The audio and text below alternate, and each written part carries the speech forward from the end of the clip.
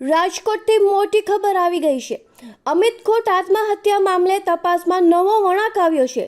જિલ્લા પોલીસ વડા વિજયસિંહ ગુર્જરે જણાવ્યું કે કેસનો FSL રિપોર્ટ આવી ગયો છે, પરંતુ તપાસ ચાલુ હોવાથી હાલમાં વિગતો જાહેર કરી શકાતી નથી. આ કેસમાં મુખ્ય આરોપી અનિરુદ્ધસિંહ, રાજદીપસિંહ અને રહીમ હજી સુધી ઝડપી પાડવાના બાકી છે. તેમને પકડવા તાલુકા પોલીસ અને LCBની અલગ અલગ 3 ટીમો બનાવી દેવામાં આવી છે. કેસની ઝડપી કાર્યવાહી માટે ખાસ જાહેર વકીલ સ્પેશિયલ PP તથા સહાયક જાહેર વકીલ આસિસ્ટન્ટ PPની નિમણૂક પણ થઈ ગઈ છે. પોલીસ તરફથી ખાતરી આપવામાં આવી છે કે આ કેસનો જલ્દી નિવેડો પણ આવી જશે. વધુ અપડેટ્સ માટે બન્યા રહો રાજકોટ કી આવાજ ન્યૂઝ સાથે.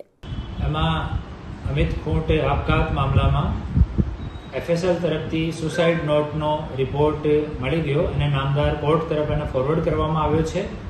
અને આમાં 3 આરોપી હજુ પકડવાના બાકી છે: અનિરુદ્ધસિંહ જાડેજા, રાજદીપસિંહ જાડેજા અને રહીમ અબ્દુલ બલોચ. તો એની તપાસ અમારી ટીમ કરી રહી છે અને આ FSLની રિપોર્ટ છે એની માહિતી આપી નહીં શકાય, કેમ કે હવે તપાસ ચાલુ છે અને રિપોર્ટ મળી ગઈ અને નામદાર કોર્ટ તરફ ફોરવર્ડ કરવામાં આવ્યો છે.